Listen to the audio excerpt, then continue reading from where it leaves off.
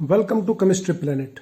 आज हम डिस्कस करेंगे KU entrance paper for chemistry of 2019। ये कश्मीर यूनिवर्सिटी का पेपर है केमिस्ट्री का और ये 2019 में कंडक्ट हुआ था ये एग्ज़ाम।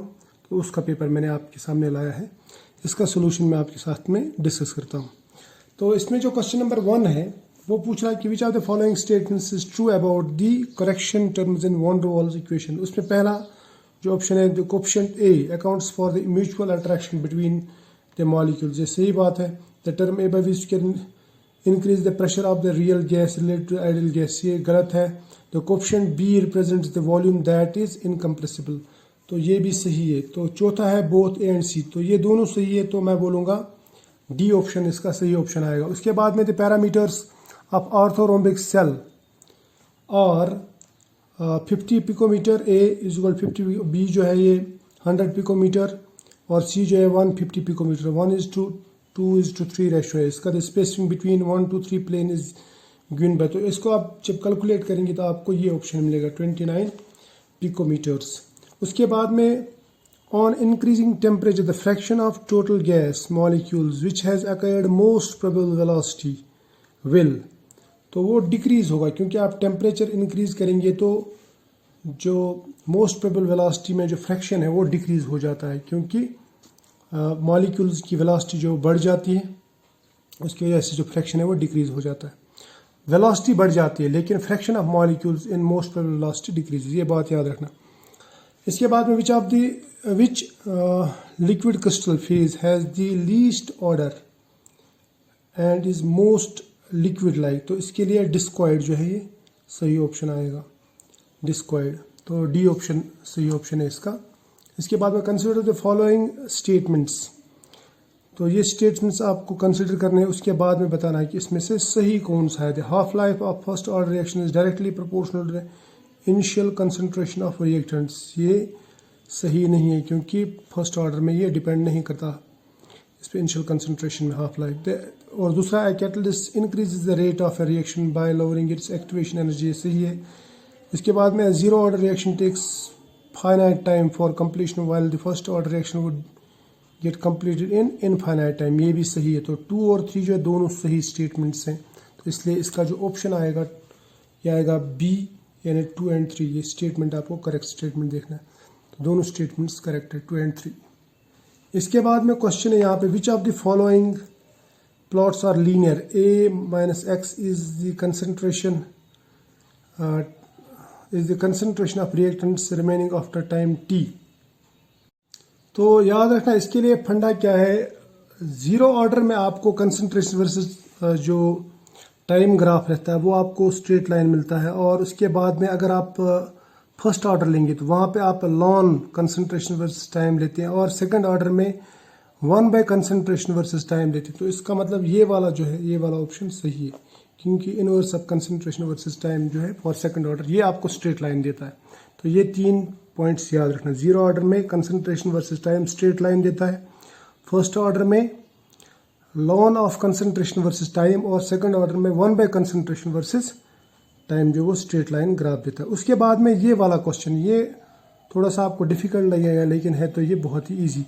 इसमें क्या करेंगे, for a reaction a gas plus 2b gives c plus d, जो ये रेट ऑफ रिएक्शन है is equal to k a into b raise power 2, यानी इसका मतलब ये जो विद रेस्पेक्ट ए जो ऑर्डर है वो 1 है, जो विद रेस्पेक्ट 2 है वो ऑर्डर 2 है। तो initial concentration of a and b और रेस्पेक्टिवली इतना दिया है इसने। At time t one concentration of C is 0.2, the rate of reaction related to the initial concentration, initial value will be, ये पहले इनिशियल कंसंट्रेशन है, उसके बाद में ये बोल रहा है कि C इतना बना है 0.2, तो इसका मतलब D भी उतना ही बनेगा 0.2। उस टाइम पे पूछ रहा है कि इसका इनिशियल कंसंट्रेशन इसका रेट क्या होगा। तो इसके लिए मैं आपको बताता हूँ करना क्या है। देखो इसको मैं इस तरह से सॉल्व कर सकता हूँ। मैं लिखूंगा पहले रेट वन जो है dx/dt, ये के ए बी रेज पावर 2 है ना, तो ये रेट कांस्टेंट है। और हमारा जो इक्वेशन है रेट इक्वेशन वो ये है, a plus 2b gives c plus d। a का दिया था 0.6 और b का दिया था इसने 0.8, मगर कब, जब टाइम 0 था, यानी इनिशियल कंसंट्रेशन। उसके बाद में टी टाइम पे यानी आफ्टर टाइम टी सी का एक्स पोर्शन बनता है सपोज, और बी का डी का एक्स पोर्शन। अब एक्स कितना है यहाँ पे सी का, यानी 0.2 बनता है, तो डी का भी 0.2। तो इसका मतलब हम यहाँ से ये एक्स पोर्शन माइनस कर देंगे। एक्स कितना माइनस कर देंगे यहाँ पे 0.6 माइनस 2 करेंगे, और 0.8 माइनस 2 करेंगे यहाँ पे। ये इससे 2x क्यों, क्योंकि ये 2x है ना, तो 2x कर देंगे तो ये 0.4। तो यहाँ पे भी हम करेंगे, यहाँ पे करेंगे 0.2, तो 0.6 से 0.2 तो 0.4, 0.8 से 0.2 इंटू 2 यानी 0.4, तो वो आ जाएगा 0.4। तो ये आ गया आपका, ये टी टाइम पे इतना कंसंट्रेशन है किसका, ए और बी का। उसके बाद में रेट 2 अगर आप करेंगे, रेट 2, तो रेट 2 कैसे लिखेंगे, आप लिखेंगे के ए इंटू बी स्क्वायर। ए कितना है, इतना है, इतना रहा 0.4, और बी कितना है 0.4 इंटू 2। तो और रेट 1 आपको ऊपर दिया गया था 0.6 इंटू 0.8 का स्क्वायर है ना। अब इन दोनों का कंपैरिजन करेंगे, रेट 1 डिवाइड बाई रेट 2, तो ये आप ऐसा लिखेंगे। तो इसको जब आप सॉल्व करेंगे, इसको सॉल्व करेंगे तो आपको कुछ इस तरह के आंसर आएंगे, यानी 0.4 डिवाइड बाई 0.24, या आप इसको ऐसे लिखेंगे 4 डिवाइड बाई 24, या 4 का 4 4 6 24 है ना, यानी 1 डिवाइड बाई 6 आएगा, यानी ये वाला ऑप्शन इसका सही ऑप्शन है। तो आप ये लिख सकते हैं। इसके बाद में कंसिडर द फॉलोइंग, ये आपको कंसिडर करना है, internal conversion, vibrational relaxation, phosphorescence, fluorescence. Which of the following involves radiative process, यानी रेडिएटिव प्रोसेस किस में होता है। देखो वाइब्रेशनल रिलैक्सेशन में रेडिएटिव प्रोसेस नहीं होता, इंटरनल कन्वर्जन में भी नहीं होता, फॉस्फोरेसेंस और फ्लोरेसेंस में रेडिएटिव प्रोसेस है ये, यानी इनमें रेडिएशन निकलती है, ठीक है। तो इसका मतलब ये दोनों 3 एंड 4 वाला ये डी ऑप्शन सही है। इसके बाद में following process are used for cooling, ये यूज होते हैं कूलिंग के लिए, adiabatic expansion, adiabatic demagnetization, Joule Thomson effect, evaporation. तो करेक्ट सीक्वेंस ऑफ प्रोसेसेस, इनमें करेक्ट सीक्वेंस बताना, process in order to produce lower and lower temperature. इसका मतलब जो हायर टेम्परेचर प्रोड्यूस करता है उसको पहले रखना, और जो सबसे लो टेम्परेचर प्रोड्यूस करता है उसको सबके बाद में रखना है। तो मैं ऐसा कहूँगा कि इसमें जो इवेपोरेशन है इसमें उतनी ज़्यादा कूलिंग नहीं होती है, तो इसका मतलब 4 पहले। उसके बाद में ये एडियाबैटिक एक्सपेंशन, फिर एडियाबैटिक डीमैग्नेटाइजेशन। तो ये वाला जो ऑप्शन है ये वाला सही आएगा, 4 1 2 3, ये वाला जो है इससे सबसे ज़्यादा कूलिंग होती है, तो ए वाला ऑप्शन सही है। तो मैं ए के साथ में जाऊंगा। इसके बाद में यहाँ पे पूछा गया strike out the incorrect statement from the following, delta H, delta U, W Q और all 0 for expansion of an ideal gas, ये गलत है। The temperature dependence of enthalpy of a reaction is given by Kirchhoff's equation, ये सही है। Residual entropy of carbon monoxide is 0, ये भी गलत है। तो इसका मतलब 1 और 3 ये दोनों गलत है, तो मैं सी के साथ जाऊंगा, ठीक है। सी ऑप्शन इसका सही ऑप्शन है। इसके बाद में Clausius Clapeyron equation is applicable to which of the following process, याद रखना जहाँ पे 2 फेज सिस्टम्स होते हैं तो वहाँ पे ये एप्लीकेबल है। तो इसमें ये पूछ रहा है कि melting of ice into water, यहाँ पे भी एप्लीकेबल है। उसके बाद में condensation of steam into water, यहाँ पे भी एप्लीकेबल है। Burning of H2 in presence of O2, यहाँ पे भी यहाँ एप्लीकेबल नहीं है, क्योंकि यहाँ पे जो वाटर बनेगा वो भी गैसियस स्टेट में ही बनेगा। तो इसका मतलब 1 एंड 2 इज करेक्ट ऑप्शन, यानी ए वाला करेक्ट ऑप्शन है। उसके बाद में when at a point liquid phase transforms into 2 different salts on cooling, that is called eutectic point. कहाँ गया, हाँ ये यूटैक्टिक पॉइंट, बी वाला ऑप्शन सही है। उसके बाद में which of the following electrodes can be use to find out pH of a solution, तो इसके लिए क्वीन हाइड्रोजन इलेक्ट्रोड और गिलास इलेक्ट्रोड, यानी बोथ ए एंड सी ये लगते हैं, ठीक है। उसके बाद में क्वेश्चन है यहाँ पे, in case of conductometric titration between NaOH and taken in cell, वो सेल में लिया है, इसका मतलब वहाँ पे कंडक्टेंस ज़्यादा होगा। उसके बाद में अगर आप उसको ब्यूरेटिन से ऐड करेंगे एसिटिक एसिड जो वीक इलेक्ट्रोलाइट है, तो उसकी कंडक्टेंस पहले डिक्रीज होगी, बाद में थोड़ी सी कांस्टेंट रहेगी और डिक्रीज होने के बाद थोड़ी स्लाइटली इंक्रीज हो जाएगी। तो मैं बोलूँगा कि तो इसके लिए जो सही मतलब ज़्यादा अप्रोप्रिएट आंसर है वो ये है, first decrease and then remains almost constant. इसमें थोड़ा सा इंक्रीज होता है, मैं बोलूँगा ऑलमोस्ट कांस्टेंट ही रहता है, ठीक है। उसके बाद में यहाँ पे और एक क्वेश्चन पूछा गया है, ये बहुत अच्छा क्वेश्चन है। इसमें पूछा गया है molar conductance of a compound A B is इतना and for C B is इतना Siemens centimeter square per mole. Limiting molar conductance of A is इतना. What is the limiting molar conductance of C plus? देखो इस question में याद रखना जो molar conductance रहती है वो हर एक इंडिविजुअल आयन की अपनी रहती है, ठीक है। तो इसको सॉल्व करने के लिए क्या करना, पहले आप लेना पहले ए बी जिसने दिया है, ए बी का मोलर कंडक्टेंस इतना, उसमें से ए पॉजिटिव को माइनस कर देना, आपको बी नेगेटिव मिल जाएगा, है ना। उसके बाद में सी बी लेना, सी पॉजिटिव बी नेगेटिव, तो वो इतना आ जाएगा, उसमें से बी जो यहाँ से मिला वो माइनस कर दो तो आपको सी पॉजिटिव मिल जाएगा। बहुत ही आसान है ना।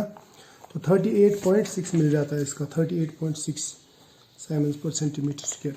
उसके बाद में what is the molar solubility S of barium phosphate in terms of solubility product, clear. तो उसके लिए के एस पी किसके बराबर रहता है, वो बराबर रहता है ये बराबर रहेगा, इसमें कितने आयान है 3, तो मैं लिखूंगा 3s इंटू 3 यानी क्यूब, ये वाला जो नंबर ये पावर में लगा देंगे। इसके बाद में फॉस्फेट कितने आयन से 2, तो मैं लिखूंगा 2s, रेज्ड पावर लिखूंगा मैं ये 2 यानी इसका स्क्वायर कर देंगे। तो इसको जब आप सॉल्व करोगे तो ये आएगा आपको 3 इंटू 3 यानी 27s square plus 4s square, वो आएगा 108s रेज पावर 5। अब इसको 108 को इधर ले जाओ, ये बन जाएगा KSP डिवाइड बाई 108 और ये 5 को इधर ले जाओ तो ये बन जाएगा रेज्ड पावर 1/5। तो इसका मतलब यहाँ पे डी ऑप्शन सही आएगा, ये वाला ऑप्शन सही ऑप्शन है, डी ऑप्शन। उसके बाद में पूछा select the incorrect statement, the acceptable wave function needs to be continuous finite and single value, ये सही है। Quantum mechanical operators must be Hermitian, ये भी सही है। Eigen function of a state given state must be normalized in self, ये भी सही है। Multiplication of any eigen function of a linear operator by constant changes its value, नहीं, ये सही नहीं है, ठीक है। तो ये वाला जो है ये इनकरेक्ट ऑप्शन है इसके लिए। By what factor the spacing between two energy levels of an electron trapped in one dimensional box will change its length is doubled. देखो अगर आप एनर्जी देखेंगे, एनर्जी और लेंथ का जो रिलेशन है वो ये है, E is equal to m² divide by 8m L²। ये जो L² यानी energy is inversely proportional to L²। इसका मतलब अगर हम लेंथ बढ़ा देंगे तो ये रिड्यूस हो जाएगा 4 टाइम्स, है ना। तो ये ऑप्शन आएगा सही ऑप्शन, डी ऑप्शन सही। अच्छा, उसके बाद में the value of Rydberg constant is this, ये लेंथी इक्वेशन है, इतना ये क्वेश्चन नहीं होना चाहिए था एग्जाम में, लेकिन फिर भी इसका मैं इस आंसर के साथ जाऊंगा 1500 नैनोमीटर कैलकुलेशंस के बाद। उसके बाद मैं पूछा कि pure rotational spectrum is not shown by, तो H2 क्योंकि ये पोलराइज नहीं तो नॉन पोलर है। उसके बाद में यानी ये सी ऑप्शन आएगा। इसके बाद which of the following statements is incorrect, incorrect statement ढूंढना है, इसमें 21 क्वेश्चन नंबर है। The ground state of an atom will be 1 having the higher greatest spin multiplicity, सही बात है। द प्रोडक्ट ऑफ अनसर्टेनिटी, ये भी सही है। The number of radial nodes of an orbital is equal to the value of n। देखो radial nodes के लिए जो फॉर्मूला n-l-1 है, n के बराबर नहीं रहते, तो ये इनकरेक्ट है, ठीक है। तो ये बात याद रखना। इसके बाद में the number of nodal surface and और nodal planes is in 2p orbital respectively r। तो नोडल सरफेस का मतलब रहता है रेडियल नोड्स, वो बराबर रहता है n-l-1, और नोडल प्लेन का मतलब रहता है एंगुलर नोड, वो बराबर रहता है l की। तो अगर आप ये करोगे ना, ये कैलकुलेशन करोगे तो आपको 2p के लिए ने 2 वो बराबर आएगा n यानी 2 -1 -1 वो आएगा बराबर 0, और नोडल प्लेन जब आप निकालेंगे तो वो बराबर l, तो p के लिए l बराबर रहता है 1, तो 0 एंड 1 आएगा, ठीक है। उसके बाद में गिवन, ये इक्वेशन गिवन है। देखो ये इक्वेशन जो है ना, ये कार्बन प्लस ऑक्सीजन ये जलता है, कार्बन डाइऑक्साइड बनाता है, ये इतना निकलता है यहाँ से, ठीक है।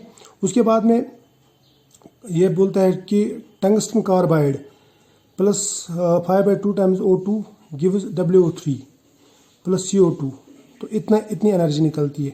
उसके बाद में W plus 3/2 O2 gives WO3, तो यहाँ से इतनी एनर्जी निकलती है। ये बोल रहा है कि standard enthalpy of formation of WC is, तो वो निकालना है आपको, WC बनाना है। यानी आपको ये वाली जो इक्वेशन है ना, ये वाली एक इक्वेशन आपको रिवर्स करनी, बाकी बैलेंस करनी। मैं बताऊंगा कैसे करेंगे। देखो इस इक्वेशन को सीधा लिखना ऐसे, इसको भी सीधा लिखना, इसको करना है रिवर्स, और एनर्जी टर्म्स को ध्यान में रखना है। तो मैं आपको ये दिखाऊंगा ये कैसे करते हैं। ये पहला वाला इक्वेशन है ना, ये वाला इक्वेशन है। चलो इसको मैं थोड़ा इधर रखता हूँ, इसको करते हैं एडजस्ट। ये वाली इक्वेशन ध्यान रखना। देखो पहली वाली इक्वेशन देखो आप C plus O2 gives CO2 और इसकी एनर्जी इतनी है। फिर तीसरी वाली इक्वेशन ये वाली W plus 3/2 O2 gives WO3 और इसका एनर्जी इतना निकलता है। और ये जो दूसरी वाली इक्वेशन है, इसको जब आप रिवर्स करेंगे तब आपको WC मिल जाएगा। तो हमने इसको रिवर्स कर दिया, तो मैंने इसको यहाँ पे रिवर्स ऐसे लिख दिया है, WO3 plus CO2 gives WC plus 5 times O2, ठीक है, 5/2 टाइम्स O2। अब देखो इसको करेंगे बैलेंस। सबसे पहले आपको देखना है प्रोडक्ट में और रिएक्टेंट में कौन सी चीज़ें कॉमन है। जैसे यहाँ पे कार्बन डाइऑक्साइड और यहाँ पे रिएक्टेंट में कार्बन डाइऑक्साइड, ये कॉमन है। यहाँ पे WO3 रिएक्टेंट में, यहाँ पे WO3 प्रोडक्ट में। यहाँ पे ऑक्सीजन रिएक्टेंट में भी और प्रोडक्ट में भी। ये है 3/2 और O2 यानी 1.5 प्लस 1 कितना होगा, 2.5 यानी 5/2, और ये भी 5/2 है, तो 5/2 कट, ठीक है। वहाँ पे क्या बचता है, यहाँ पे बचता है कार्बन प्लस W यानी टंगस्टन गिव्स WC यानी ये 2। तो ये है।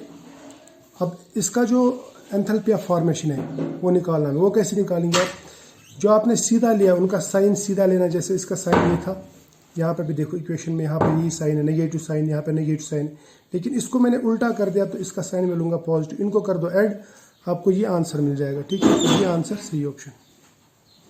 तो इसका मतलब इसका जो आंसर आएगा वो आएगा -35.40 किलो जूल्स।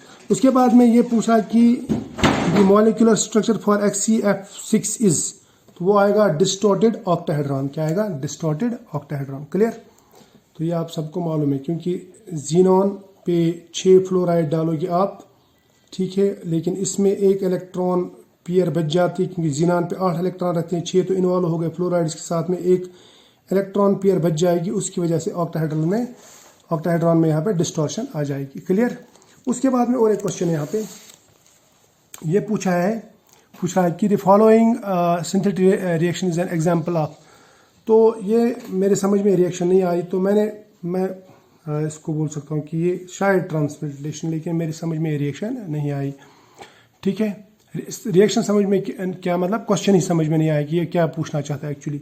उसके बाद में according to Wade's rule boron hydrides of the formula BnHn+2, तो वो आते हैं क्लोजोबोरेन्स, है ना।